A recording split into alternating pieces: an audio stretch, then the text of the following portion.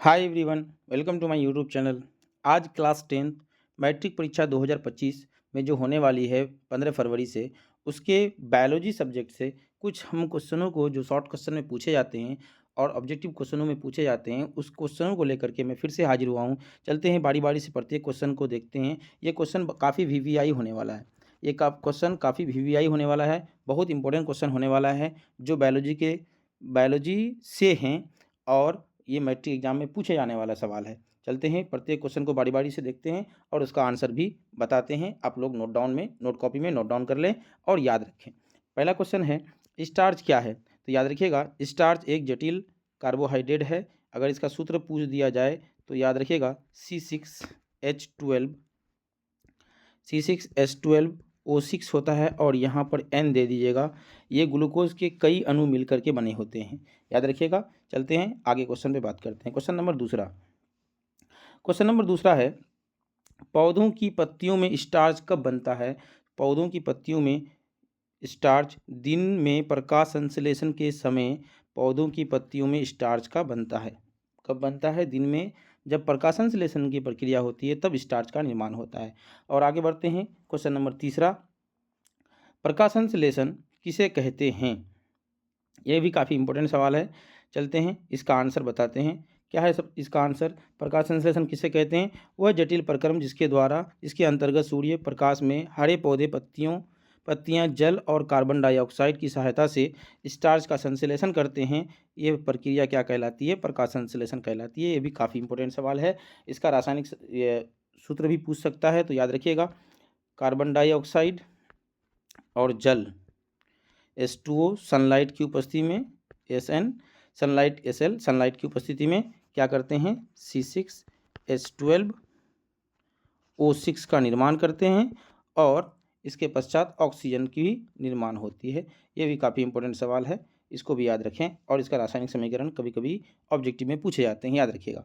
आगे बात करते हैं क्वेश्चन नंबर तीसरा, क्या जंतु भी प्रकाश संश्लेषण करते हैं? तो याद रखिएगा, प्रायः अधिकतर जंतु जो होते हैं वो प्रकाश संश्लेषण क्रिया नहीं करते हैं। केवल युग्लिना एक ऐसा जंतु है जो करते हैं में ही प्रकाश संश्लेषण करता है, क्योंकि उसके अंदर हरित लवक पाए जाते हैं। तो ऐसे जंतु जो युग्लिना ऐसा जंतु है जिसमें प्रकाश संश्लेषण होता है। बाकी अन्य कोई भी जंतु ऐसा नहीं है जिसमें प्रकाश संश्लेषण होती है। आगे बात करते हैं क्वेश्चन नंबर 5वां। ये काफ़ी इंपॉर्टेंट सवाल था, चौथा नंबर। आगे बढ़ते हैं क्वेश्चन नंबर 5वां। प्रकाश संश्लेषण के लिए कौन कौन सी कच्ची सामग्री आवश्यक होती है? तो याद रखिएगा, प्रकाश संश्लेषण के लिए सबसे पहले सूर्य प्रकाश, उसके बाद पर्णहरित या क्लोरोफिल, जल और कार्बन डाइऑक्साइड की आवश्यकता होती है। ये 1 नंबर दे के लिखिएगा, ये 2 नंबर जल, ये 3 नंबर, या फर्स्ट में तो सूर्य प्रकाश ही लिखिएगा। तो इसको अभी 4 नंबर में कर देते हैं, लेकिन अब आप लोगों का क्वेश्चन अगर ऐसा आए तो पहला नंबर पे सूर्य प्रकाश लिखिएगा। आगे बढ़ते हैं क्वेश्चन नंबर 6 नंबर क्वेश्चन, प्रकाश संश्लेषण प्रक्रम में कौन सी गैस मुक्त होती है? तो प्रकाश संश्लेषण प्रक्रम में कौन सी गैस मुक्त होती है? ऑक्सीजन गैस मुक्त होती है। कौन सी गैस का यूज होता है? तो याद रखिएगा, CO2 का यूज होता है। और कौन सी मुक्त होती है? तो ऑक्सीजन मुक्त होती है। आगे बढ़ते हैं क्वेश्चन नंबर 7वां। कौन से पदार्थ प्रकाश संश्लेषण नहीं करते? तो परजीवी पौधे जिनमें पर्णहरित का अभाव होता है या होता ही नहीं है, वैसे पौधे जो होते हैं जिसमें जो प्रकाश संश्लेषण नहीं करते हैं। आगे बढ़ते हैं क्वेश्चन नंबर 8वां। क्या साइनोबैक्टीरिया अथवा अन्य बैक्टीरिया भी प्रकाश संश्लेषण करते हैं? तो जी हाँ, परंतु प्रकाश संश्लेषण के लिए उनमें उपयुक्त प्रकाश संश्लेषी रंजकों का होना आवश्यक है। याद रखिएगा, प्रकाश संश्लेषी रंजक क्लोरोफिल जो होते हैं उस प्रकाश संश्लेषण के लिए आवश्यक है। आगे बढ़ते हैं क्वेश्चन नंबर 9। ये प्रकाश संश्लेषी रंजक उनमें कहाँ पाए जाते हैं? तो याद रखिएगा, ये प्रकाश संश्लेषी रंजक उनमें कहाँ पाए जाते हैं? तो थैलक्वाइड में पाए जाते हैं, इसके थैलक्वाइड में पाए जाते हैं। आगे बढ़ते हैं क्वेश्चन नंबर 10वां। क्या जीवाणुओं बैक्टीरिया में हरित लवक पाए जाते हैं? तो याद रखिएगा, बैक्टीरिया में हरित लवक नहीं पाया जाता है। आगे बढ़ते हैं क्वेश्चन नंबर 11। कैसे पता चलता है कि कोई पदार्थ स्टार्च है अथवा नहीं? तो याद रखिएगा, जब कोई पदार्थ आयोडीन से मिलने पर गहरा नीला हो जाता है तब पता चलता है कि उसमें स्टार्च है अथवा वो पदार्थ स्टार्च है। आगे बात करते हैं क्वेश्चन नंबर 12वां। प्रकाश संश्लेषण की परिभाषा बताएं। तो हरे पेड़ पौधे की पत्तियों के द्वारा सूर्य प्रकाश के कार्बन डाइऑक्साइड और जल के माध्यम से जटिल कार्बोहाइड्रेट प्रकाश संश्लेषण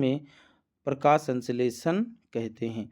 तो प्रकाश संश्लेषण स्टार्च बनाने के लिए हरे पेड़ पौधे क्लोरोफिल की उपस्थिति में, सूर्य प्रकाश की उपस्थिति में स्टार्च बनाने की प्रक्रिया ही क्या कहलाती है? प्रकाश संश्लेषण कहलाती है। इससे पहले भी बात की है इस क्वेश्चन पे। आगे बढ़ते हैं क्वेश्चन नंबर 13। प्रकाश संश्लेषण प्रक्रम में किन कच्ची सामग्री का उपयोग होता है? तो याद रखिएगा, हम अभी बात की है, सबसे पहले सूर्य प्रकाश का इस्तेमाल होता है, उसके बाद सूर्य प्रकाश का, पर्णहरित का, जल का और कार्बन डाइऑक्साइड का। याद रखिएगा, ये भी काफ़ी इंपॉर्टेंट सवाल है, ये क्वेश्चन रिपीटेड हो गया। उसी तरह बोर्ड एग्जाम में भी क्वेश्चन रिपीटेड होते हैं। उसके बाद 14 नंबर क्वेश्चन है, क्या प्रकाश संश्लेषण रात में भी हो सकता है? तो नहीं, रात में सूर्य के प्रकाश नहीं मिलने के कारण रात में प्रकाश संश्लेषण नहीं हो सकता। उसके बाद क्वेश्चन नंबर 15, क्या ये आप अपने प्रयोग में पत्ती को काले कागज में क्यों ढकते हैं?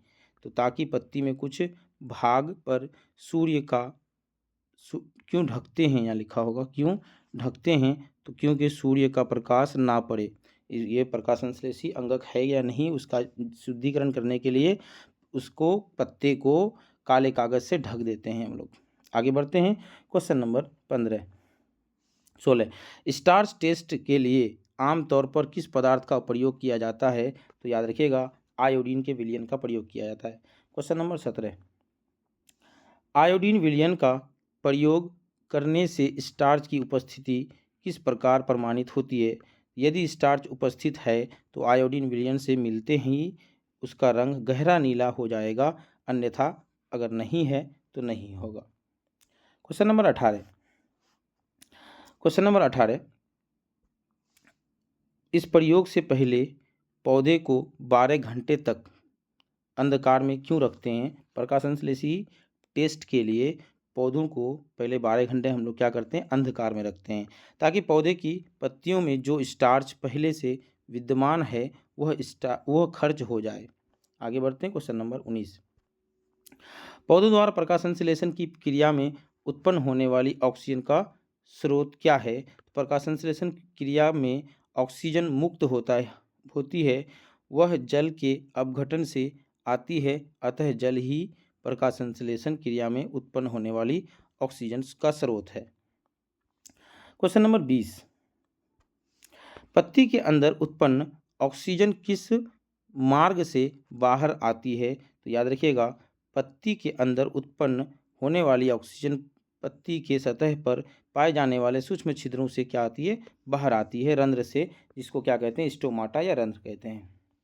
क्वेश्चन नंबर 21, पत्ती के भीतर कार्बन डाइऑक्साइड गैस कैसे पहुंचती है?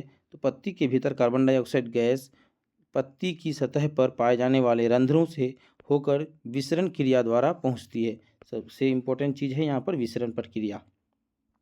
आगे बढ़ते हैं क्वेश्चन नंबर 22, यदि पत्ती के ऊपर तेल या ग्रीज लगा दिया जाए तो क्या होगा?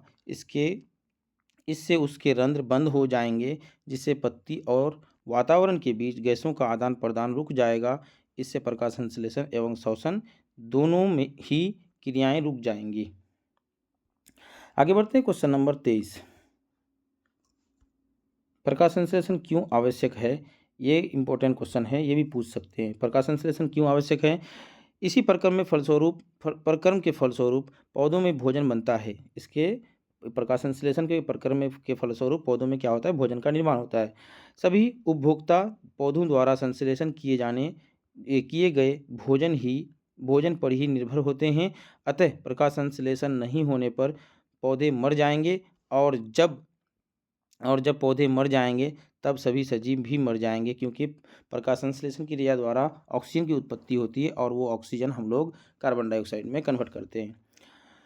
प्रकाश संश्लेषण ना हो तो वातावरण में गैसीय असंतुलन हो जाएगा, यह संपूर्ण पर्यावरण के लिए घातक हो सकता है, घातक सिद्ध होगा। क्वेश्चन नंबर 24, श्वसन किसे कहते हैं?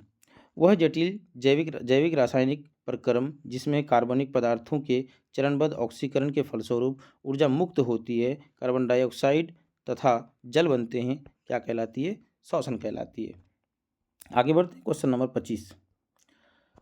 ये काफ़ी इंपॉर्टेंट सवाल है। ग्लूकोज के एक अणु के ऑक्सीकरण से कितने किलो जूल ऊर्जा मुक्त होती है? याद रखिएगा 2.830 किलो जूल ऊर्जा मुक्त होती है। जब एक ग्लूकोज C6H12 ग्लूकोज के एक अणु जब टूटते हैं तो कितना ऊर्जा मुक्त होती है? तो 2.83 किलो जूल मुक्त होती है, या 2830 जूल मुक्त होती है, या 2830 जूल मुक्त होती है, या 2.830 किलो जूल मुक्त होती है। Question number 26।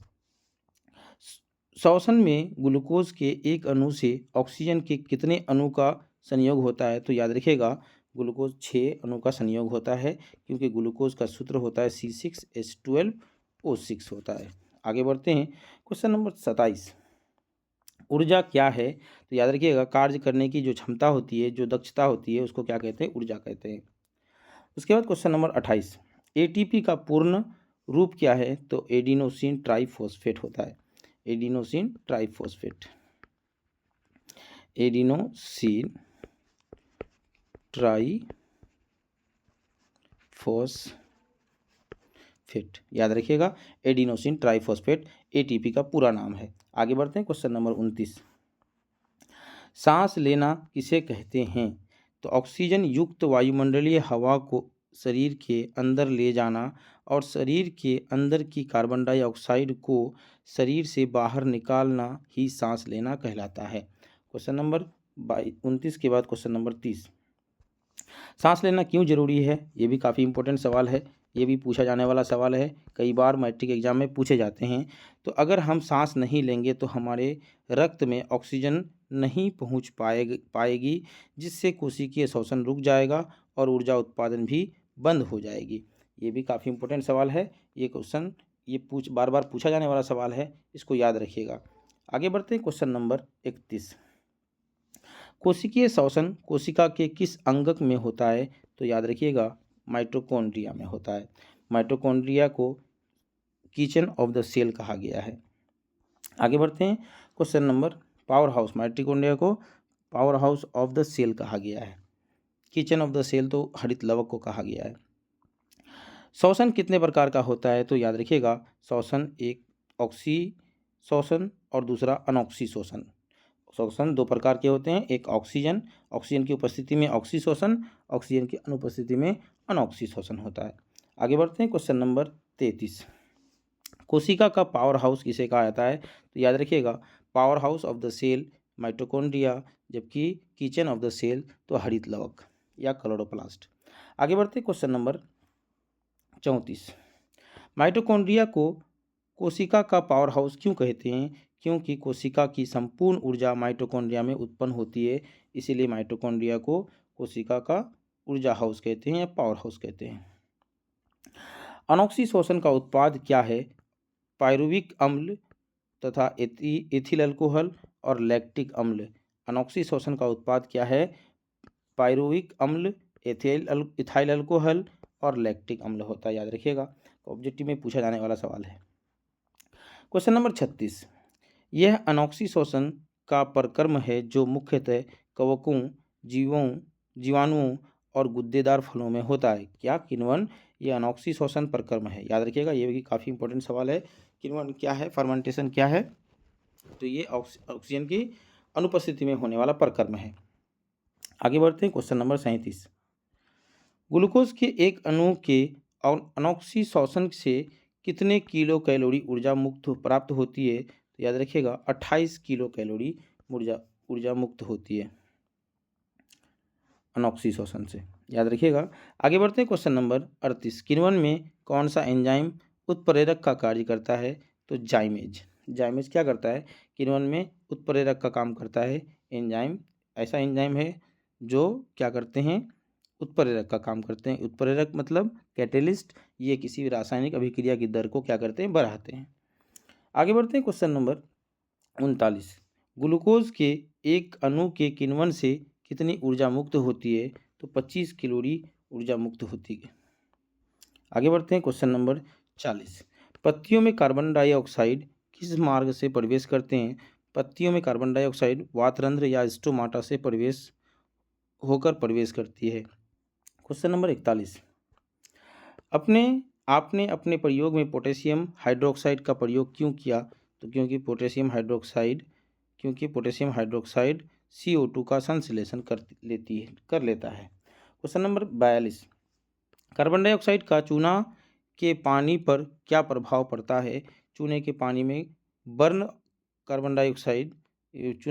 कार्बन डाइऑक्साइड प्रभावित करने पर उसका रंग क्या होता है? दूधिया हो जाता है। आगे बढ़ते हैं। क्वेश्चन नंबर 43, श्वसन और दहन में मौलिक अंतर क्या होता है? तो श्वसन एक जैविक प्रक्रम है जबकि दहन एक अजैविक प्रक्रम है। श्वसन एक जैविक प्रक्रम है, दहन एक अजैविक प्रक्रम है। ये था हमारा बायोलॉजी का कंप्लीट 1 चैप्टर का कंप्लीट शॉर्ट नोट्स और अब शॉर्ट क्वेश्चन, जो कि मैट्रिक परीक्षा 2025 में जो होने वाली है उसके लिए काफ़ी इम्पोर्टेंट रहेगा। याद रख लिए आप लोग। चलते हैं, आज की क्लास यहीं पे समाप्त करते हैं। स्क्रीनशॉट लेकर के अपने नोट कॉपी में नोट कर लें ताकि इस तरह के सवाल पूछे जाने पर आप लोग इसका आंसर आसानी से लिख सकें। चलते हैं, आज की क्लास यहीं पे समाप्त करते हैं। नमस्कार।